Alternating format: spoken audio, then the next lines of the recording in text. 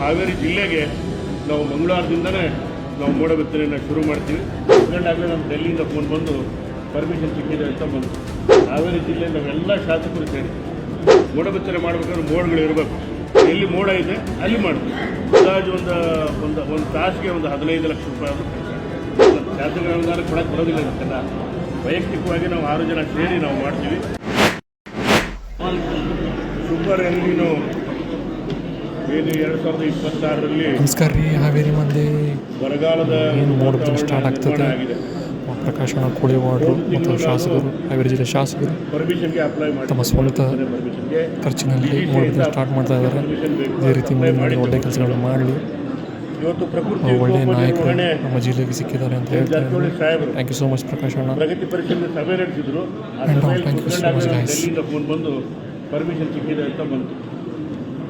ಆದ್ದರಿಂದ ನಾವೆಲ್ಲ ಶಾಸಕರು ಸೇರಿ ಸರ್ಕಾರ ಡಿ ಕೆ ಶಿವಕುಮಾರ್ ಸಾಹೇಬರಿಗೆ ಮತ್ತು DCM ಅಂತ ದೀಪಮೋಹನ್ ಸಾಹೇಬ್ರಿಗೂ ಇದ್ರ ಬಗ್ಗೆ ರಾಜ್ಯದಲ್ಲಿ ಸರ್ಕಾರದಿಂದ ಮಾಡಬೇಕು ಅಂತ ಮನವಿ ಮಾಡಿಕೊಂಡಿದ್ದೆ. ಅವರು ಅದಕ್ಕೆ ಸಕಾರಾತ್ಮಕ ಉತ್ತರ ಕೊಟ್ಟಿದ್ದಾರೆ. ಆದರೆ ಅದಕ್ಕೆಲ್ಲ ಟೆಂಡರು ಗಿಡರು ಪ್ರೋಸೆಸ್ ಲೇಟ್ ಆಗುತ್ತೆ. ಆದ್ದರಿಂದ ಹಾವೇರಿ ಜಿಲ್ಲೆ ನಾವೆಲ್ಲ ಶಾಸಕರು ಸೇರಿ 6 ಜನ ಶಾಸಕರು ಸೇರಿ ಸರ್ಕಾರ ಅದು ಮಾಡಿದಾಗ ಮಾಡಲಿ. ನಮ್ಮ ಹಾವೇರಿ ಜಿಲ್ಲೆಗೆ ನಾವು ಮಂಗಳವಾರದಿಂದನೇ ನಾವು ಮೋಡ ಬಿತ್ತನೆಯನ್ನು ಶುರು ಮಾಡ್ತೀವಿ. ಆದರೆ ಮೋಡ ಬಿತ್ತನೆ ಮಾಡಬೇಕಾದ್ರೆ ಮೋಡಗಳು ಇರಬೇಕು. ಮೆಟ್ರಾಲಜಿಸ್ಟ್ನೆಲ್ಲ ತಿಳ್ಕೊಂಡು ಒಂದು 2 ರಿಂದ 3 ದಿವಸದವರೆಗೆ ನಾವು ಮೋಡ ಬಿತ್ತನೆಯನ್ನು ಹಾವೇರಿ ಜಿಲ್ಲೆಗೆ ಎಲ್ಲ 6 ಶಾಸಕರು ಸೇರಿ ನಾವು ಮಾಡ್ತೀವಿ ಅಂತಕ್ಕಂಥದ್ದು ನಮಗೆ ಹೇಳಬೇಕು. ನಾವು 6 ಜನ ಸೇರಿ ಅದು ಎಷ್ಟೇ ಖರ್ಚು ಬಂದರೂ ಅದನ್ನು ನಾವು 6 ಜನ ಶಾಸಕರು ಅದಕ್ಕೆ ಮಾಡ್ತೀವಿ. ಸರ್, ಯಾವ ಭಾಗದಿಂದ ಸ್ಟಾರ್ಟ್ ಮಾಡಬೇಕು, ಯಾವ ಭಾಗದಿಂದ ಎಂಡ್ ಮಾಡಬೇಕು ಅನ್ನೋದೇನಾದರೂ ತೀರ್ಮಾನ ಆಗಿದೆ ಸರ್? ಈಗ 8 ತಾಲೂಕುಗಳಿಗೆ ನಮ್ಮ ಹಾವೇರಿ ಜಿಲ್ಲೆ 8 ತಾಲೂಕುಗಳಿಗೆ ಎಲ್ಲೆಲ್ಲಿ ಮೋಡಗಳು ಇರ್ತವೆ ಅದು ನಮಗೆ ಗೊತ್ತಾಗೋದಿಲ್ಲ. ಅದು ಮೆಟ್ರಾಲಜಿಸ್ಟ್ ವಿಜ್ಞಾನಿಗಳು ಎಲ್ಲಿ ಮೋಡ ಇದೆ ಅಲ್ಲಿ ಮಾಡ್ತೀವಿ. ರಾಣೆಬೆನ್ನೂರು ಮೇಲೆ ಮೋಡ ಇದ್ದರೆ ರಾಣೆಬೆನ್ನೂರು ಮೇಲೆ ಮಾಡ್ತೀವಿ. ಬ್ಯಾಡಗಿಯಲ್ಲಿ ಮೋಡ ಇದ್ದರೆ ಬ್ಯಾಡಗಿ ಮೇಲೆ ಮಾಡ್ತೀವಿ. ಹಾವೇರಿ ಇದ್ದರೆ ಹಾವೇರಿ ಮೇಲೆ, ಶಿಗ್ಗಾಂವ ಇದ್ದರೆ ಶಿಗ್ಗಾಂವ ಮೇಲೆ, ಹಿರೇಕೆರೆ ಇದ್ದರೆ ಹಿರೇಕೆರೆ. ಆದ್ದರಿಂದ ವಿಜ್ಞಾನಿಗಳ ಸಲಹೆಯನ್ನು ತಗೊಂಡು ಎಲ್ಲಿ ರೇನ್ ಬೇರಿಂಗ್ ಕ್ಲೌಡ್ಗಳಿದ್ದಾವೆ ಅಲ್ಲಿ ಮಾತ್ರ ನಾವು ಮೋಡ ಬಿತ್ತನೆ ಮಾಡಲಿಕ್ಕೆ ಸಾಧ್ಯ. ಅದನ್ನು ವಿಜ್ಞಾನಿಗಳು ಕೇಳಿ ನಾವು ಖರ್ಚು ವೆಚ್ಚ ಎಷ್ಟಾಗುತ್ತೆ ಸರ್? ಈಗ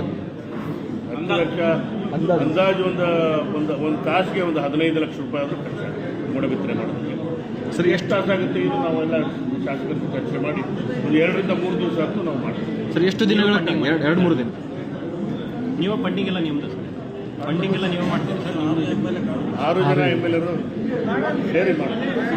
ಅವರೆಲ್ಲ ಚರ್ಚೆ ಮಾಡಿ. ಸರ್, ರೈತರಿಗೆ ಒಂದು ಮೆಸೇಜ್ ಸರ್. ರೈತರಿಗೆ ಈಗ ತುಂಬಾ ಬೇಸರದಲ್ಲಿದ್ದಾರೆ, ಆತಂಕದಲ್ಲಿದ್ದಾರೆ, ಅಂಥವ್ರಿಗೆ ಹೇಳೋದಾದ್ರೆ ಪರ್ಸನಲ್ ಶಾಸಕರ ಅನುದಾನ ಕೊಡಕ್ಕೆ ಬರೋದಿಲ್ಲ ಇದಕ್ಕೆಲ್ಲ. ವೈಯಕ್ತಿಕವಾಗಿ ನಾವು 6 ಜನ ಸೇರಿ ನಾವು ಮಾಡ್ತೀವಿ.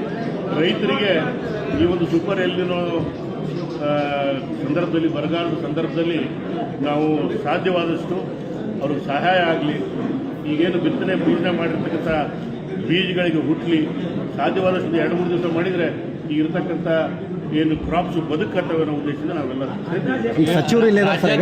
ರಾಜ್ಯಾದ್ಯಂತ ಏನಾರ ಮಾಡೋ ಪ್ಲಾನ್ ಇದೆ? ರಾಜ್ಯಾದ್ಯಂತ ಮಾಡ್ಲಿಕ್ಕೆ ಪರ್ಮಿಷನ್ ಸಿಕ್ಕಿದೆಯಾ? ಅಲ್ಲ, ಪರ್ಮಿಷನ್ ನಾನು ಆಗಲೇ ಮಾತಾಡಿದ್ದೀನಿ. ಸರ್, ಈಗ ಪರ್ಮಿಷನ್ ಸಿಕ್ಕಿರೋದು ರಾಜ್ಯಾದ್ಯಂತ, ಜಿಲ್ಲೆಗೆ ಮಾತ್ರ ಸರ್? ಇಲ್ಲ, ಪರ್ಮಿಷನ್ ಸಿಕ್ಕಿರೋದು ನನಗೆ ದೇಶದಲ್ಲಿ ಎಲ್ಲರೂ ಮಾಡ್ಬೋದು. ನಿಮಗೆ ಸರ್? ಭಾರತ ದೇಶದಲ್ಲಿ ಎಲ್ಲರೂ ಮಾಡ್ಬೋದು. CMR ಗಮನಕ್ಕೆ ತಂದಿದ್ದಂತೆ SM